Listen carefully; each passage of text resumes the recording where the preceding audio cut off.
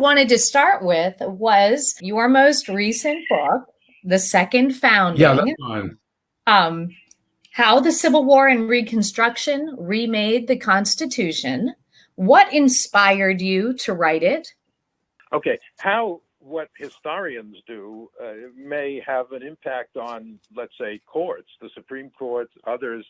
The views of Reconstruction that historians have today are far different from what historians were writing for most of the 20th century, certainly up into the mid-1960s and elsewhere.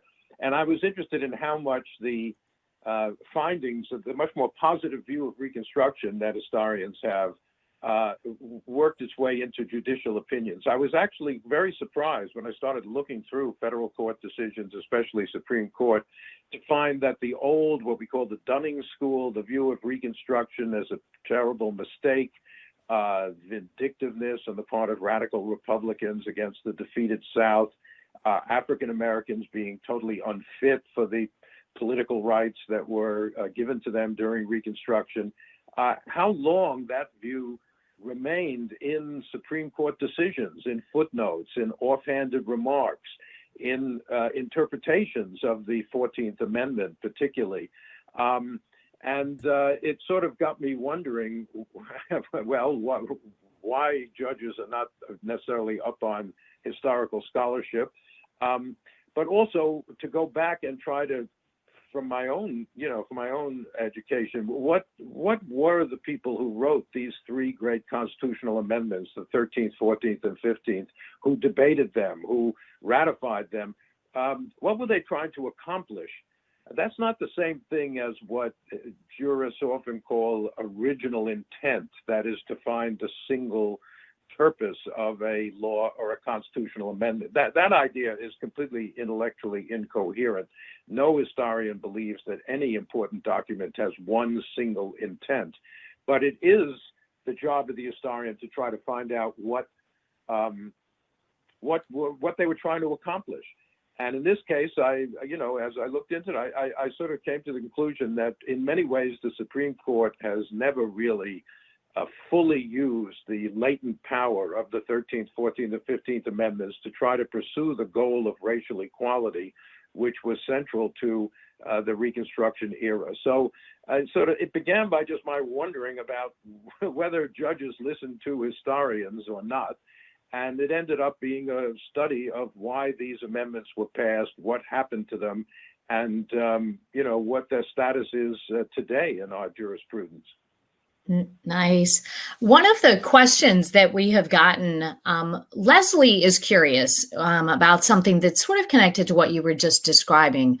She asks, or Leslie asks, I found the idea of Reconstruction as a process rather than a time period compelling. Can you expand on how this can give us a framework to deal with issues being examined at this moment? Yeah, well, very good question, Leslie.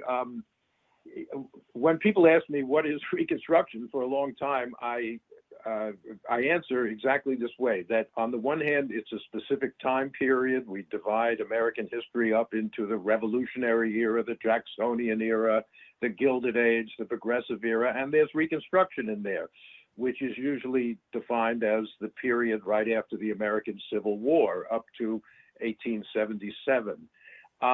But as I said, I think it's more useful to see Reconstruction as this historical process. The country had gone through this horrific civil war. Tremendous changes had been brought about, particularly the destruction of the institution of slavery, which was so crucial to our early history as a country. And, if you think of it that way, how the process is, how does the United States come to terms with the abolition of slavery?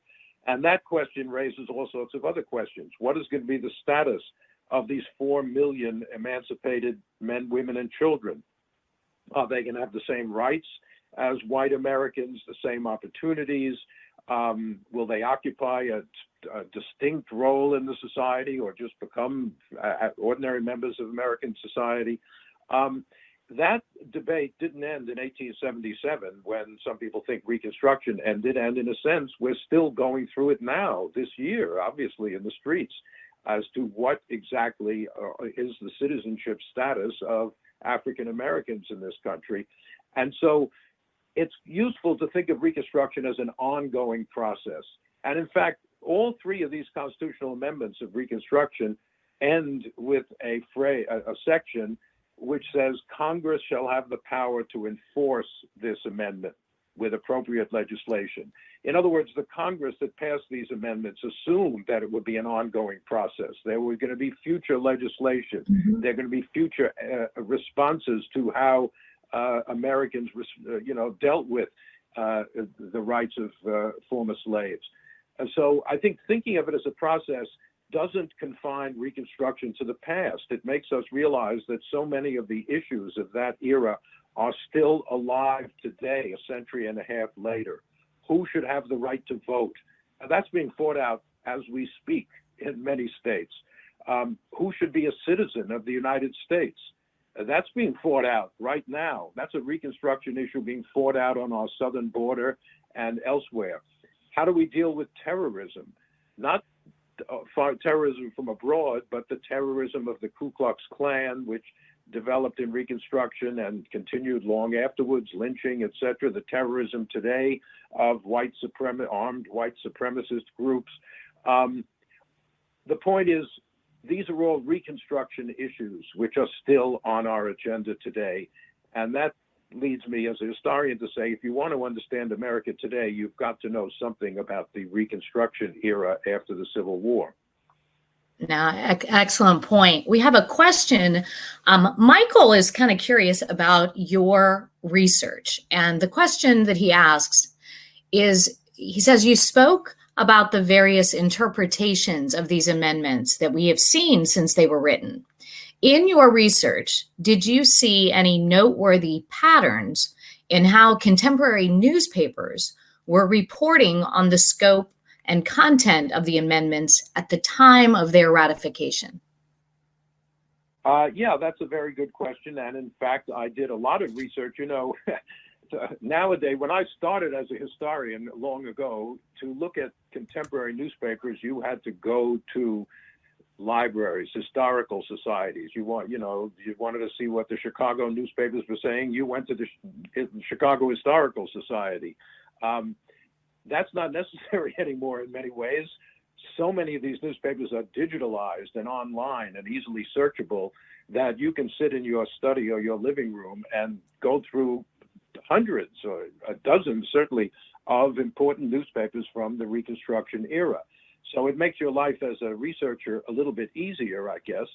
But still, it doesn't tell you what the historical answers are. And in fact, yes, I think newspapers back then played a much more important role in sort of both reflecting and shaping historical, political consciousness as they do today. Every city had more than one newspaper. And they were linked to the political parties. There was a Democratic newspaper, a Republican newspaper, occasionally an independent newspaper. And people followed these debates avidly. And so, yeah, they're a very good index of public opinion. One of the things that surprised me, actually, in the research was, there's a general assumption in the historical literature that the Republican Party, which, freed the slaves and implemented Reconstruction, trying to bring Black people within the purview of American democracy, this is sort of a general assumption that eventually they gave up. They lost interest in Reconstruction and in Black rights. And, as I mentioned, there were these Supreme Court decisions that undermined the constitutional amendments, but they were seen as just reflecting the general trend of Northern public opinion. One of the things that struck me when I started going through these newspapers is that really isn't the case, that for much longer than many historians say, the Republican press was strongly opposed to what the Supreme Court was doing. They condemned these decisions that undermined the 13th, 14th, and 15th Amendments well into the 1880s and even the 1890s.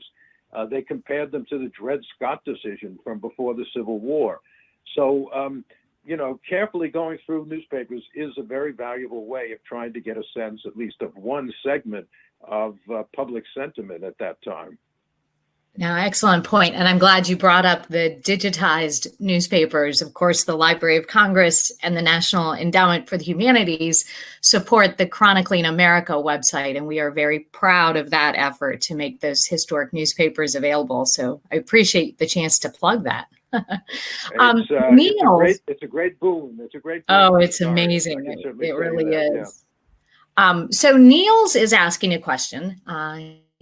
The question is, amendments about rights are mainly written using negative language. For example, the right of citizens of the United States to vote shall not be denied. Can you talk about the historical roots of this approach and the way it works rhetorically? That is a very, very good question. And because you're absolutely right, in most cases, that these amendments dealing with rights are prohibiting something. Now, of course, let's go back to the Bill of Rights. What are the first words of the Bill of Rights, the First Amendment? Congress shall make no law. It's prohibiting Congress from passing laws about, the abridging freedom of speech, freedom of the press, separation of church and state, etc. But it's a negative thing. It doesn't say, well, everybody has the right of freedom of speech. It doesn't put it in a positive way. It says you can't take away someone's freedom of speech. The Reconstruction Amendments are a little tricky in this way because some parts of them are affirmative. For example, the beginning of the 14th Amendment. Anybody born in the United States is a citizen. That's an affirmative statement. It doesn't say you can't deny people being citizens. It says who's a citizen. Anybody born in the United States is a citizen of the United States. Now, of course, that's still being debated. President Trump, remember when he became, a public political spokesman, it was through this claim that Barack Obama wasn't really a citizen of the United States because he wasn't born here. So that question of birthright citizenship is still in the air, and it also has to do with people coming from, Latin America, having children born in the United States. The child is a citizen, no question about it, even if the parents aren't. But anyway, so that's a positive affirmative thing. But certainly look at the 15th Amendment, which is meant to guarantee the right to vote for African American men. Congress, no state can deny you the right to vote because of race. It doesn't say you have the right to vote. It says you can't be denied it because of race, but it leaves open many other ways that you could be deprived of the right to vote. First of all, sex doesn't give women the right to vote. States can still deny women the right to vote until the 19th Amendment 50 years later, which again is negative. You can't deny people the right to vote because of sex. And then later, poll taxes, you can't be denied the right to vote because of that. There is no affirmative statement in the Constitution of the right to vote. There's only these limits on how you can deny someone the right to vote. Personally, I think it would be very good if there were an affirmative statement. All, let's say, adult citizens aged 18 or whatever, have the right to vote. That would solve a lot of problems, and it would put a lot of legislators out of business who are busily nowadays trying to figure out how to stop people from voting. So it's an interesting comment, and the negative phrasing of rights does create problems because they seems to leave open other ways of depriving people of their rights, which perhaps don't occur to the drafters of these amendments at the time they're drafting them. Oh, excellent conversation. So a number of the individuals who are posing questions are asking questions in relation to education and what students are learning about Reconstruction. And specifically, Steve and Tracy and Karen are asking questions. And Mrs. Bursies has a very interesting question that I'm going to read. She says, my lessons for kindergarten through 5th grade this coming Friday and Monday are about the Supreme Court. Kindergarten through 2nd grade will be focusing on introducing it as one of the three branches of government. Grades 3 through 5 have added the concept of judicial review. What essential question or overarching question would you ask if you had written the elementary curriculum? Isn't that a good Well, one? ma'am, I commend this teacher. I know that she has a job that's a lot more difficult than we do at the college level. I can't imagine how I would draw up a curriculum for kindergarten or second grade or fifth grade students. So good for you. You're doing, God's work there. I think with judicial review, which of course has been debated ever since the beginning of our republic, I think a good question to think about, and even a fifth grader, I think, can think about it, is, why is it legitimate that a group of 9 unelected men and women on the court are able to overturn laws passed by the representatives of the people, members of Congress, who, whatever one thinks of them, they're elected, they're in a democracy, they're representing the people of the country. What are the reasons for that? Why is it a good thing? Is it a bad thing? Why do you think it was developed in the first place? In other words, I think getting students to think about this balance between what you might call the democratic and the less democratic or undemocratic features of our system would be very good. And I think the teacher can point out that there have been moments in American history where the political system was just frozen and unable to confront the problems facing the society, and the Supreme Court sort of had to step in. The most classic example, of course, was the Brown v. Board of Education, where the political system simply was unable to deal with this terrible system of racial segregation in the South, and the unelected Supreme Court perhaps didn't feel the pressure of having to go back and be reelected again, and was able to move the country forward. So, I commend this teacher for trying to educate these young people about some of the key issues in our political system. Yeah, excellent. So we've got a question, and this one, John is curious, sort of a hypothetical question. If Lincoln had not been assassinated, what would Reconstruction have looked like? Would there even have been a 14th Amendment, as the Civil Rights Act would have been passed instead of the Johnson veto? I'm always asked that question, and I don't mind it at all. This is what we call counterfactual history, right? Mm-hmm. I don't mind answering, because nobody can demonstrate that I'm wrong, unlike some other answers to other questions I might give. But, Lincoln and the man who succeeded him, Andrew Johnson, could not have been more different. Lincoln had an uncanny ability to sense popular opinion. He could work very well with Congress. He did all through the Civil War. He had developed, although he started out sharing some of the prejudices of his society, he had outgrown them as president. He had developed a real compassion, I think, for the situation of the emancipated slaves. Johnson, on the other hand, was deeply racist, incorrigibly racist. He was stubborn. He would never change his mind. He hated criticism, unlike Lincoln, who welcomed it. He couldn't get along with Congress. He didn't have much of a sense of Northern public opinion. And so Johnson was just really a disaster as president. Okay, let's say Lincoln is not assassinated. What then? Well, as I said, Lincoln was a party man. Lincoln went with the Republican Party, the mainstream of the Republican Party. It's impossible to imagine Lincoln being impeached, as Johnson eventually would be, by Congress. He was too good a politician for that. It's impossible to imagine Lincoln just vetoing law after law that his Republican colleagues passed in Congress.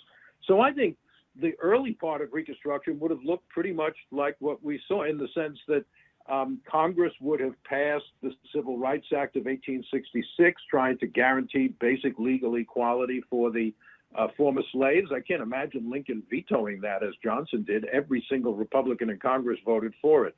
I think you would have had a 14th Amendment, because because a law can always be repealed. If you want to really solidify a principle forever, you put it into the Constitution.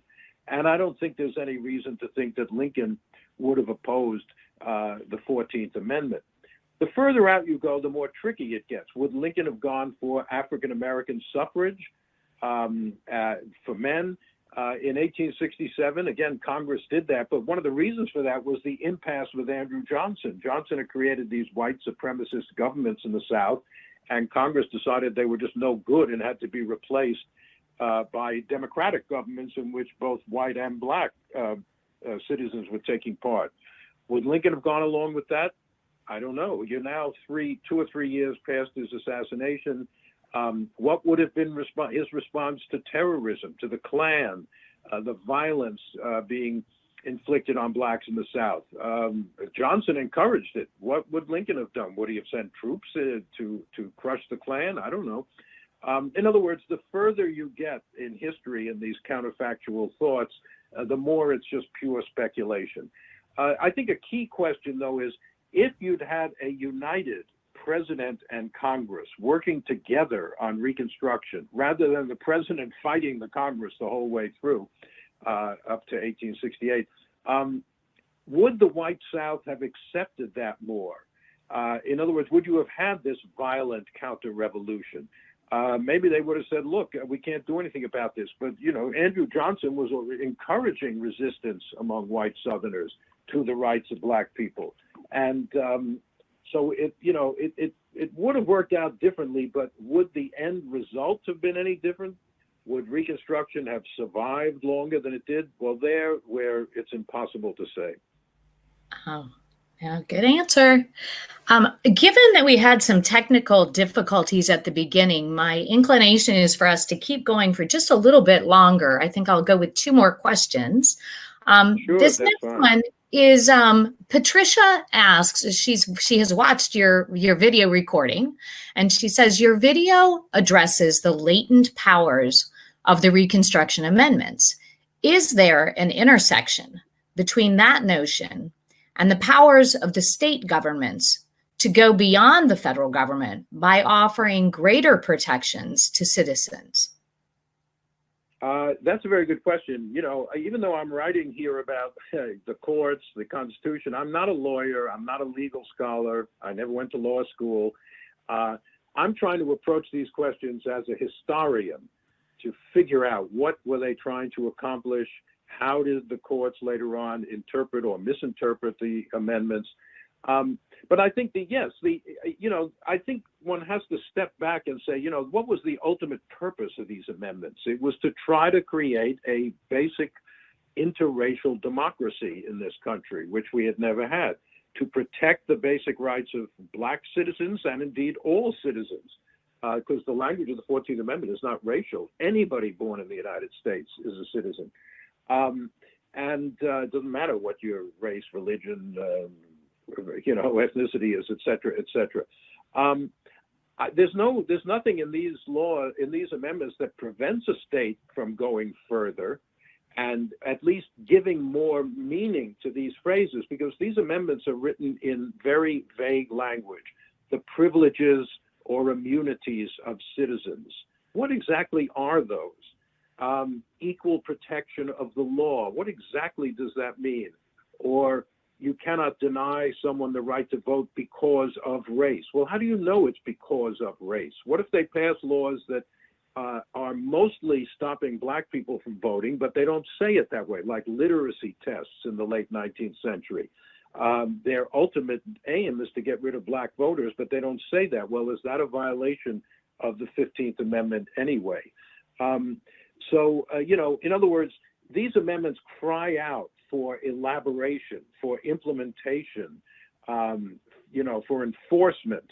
And there's no reason to think that states would not have, shouldn't be doing that also. But at the time they were written, the states were seen as the greater danger to liberty than the federal government. Remember, I mentioned the Bill of Rights. Congress shall make no law, the first words. The Bill of Rights is based on the idea that a too powerful national government is a danger to liberty. But now, these three Reconstruction amendments end with the phrase, Congress shall have the power to enforce them. In other words, you're taking away the power of states and empowering Congress to protect the rights of American citizens. So the main protection was supposed to come from Congress, but I don't think there was any reason that the people who wrote these amendments thought the states, if they were operating in a more forward-looking manner, would also be entitled to protect citizens' basic rights, as in fact some northern ones did. We don't even remember that, long after Reconstruction ended, there were civil rights laws being passed by the individual states in the 1880s and 1890s. And, that there was nothing illegal about that. And in fact, it was a very important step forward. Excellent point.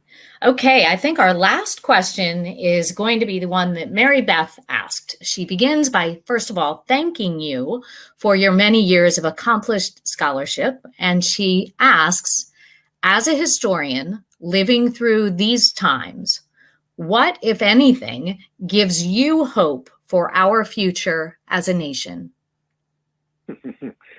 Well, thank you, first of all, for your kind comment, Mary Lou. And my general attitude toward things is a phrase that was popularized by an Italian political thinker, Antonio Gramsci. He said, optimism of the will, pessimism of the intellect. In other words, you can't really hope to produce any change in the country without being optimistic about the possibility. On the other hand, you have to be level-headed and look clearly at what is going on and what the balance of power is, and that often makes you more pessimistic. What gives me hope is the reflection that over the course of our history, important change has generally come from the bottom up. I mean, in Reconstruction, it was the agitation of ordinary former slaves and allies in the North, radical Republicans, that rewrote the Constitution, that created for the first time this interracial democracy in the southern states.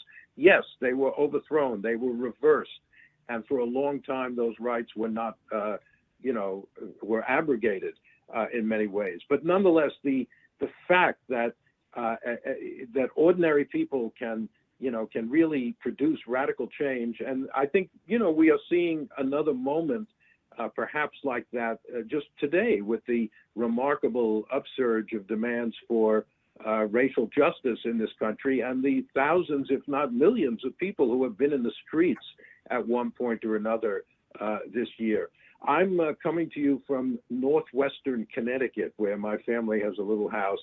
And this is there's not a lot of diversity in the population in this sector.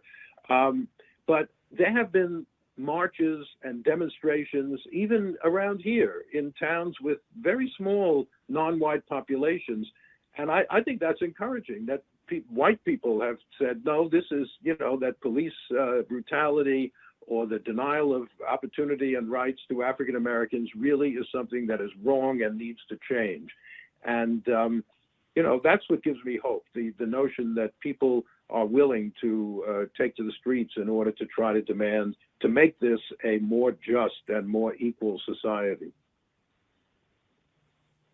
Oh, wonderful, wonderful answer. I actually have jotted down in my notes here, optimism of the will. I love that. Okay. I am really sorry, but we are out of time. So I get to say thank you, Eric Foner, for generously sharing your time with us.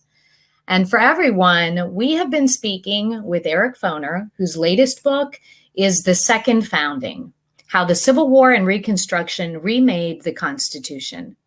Thank you to our audience, and I hope you enjoy the remainder of the National Book Festival.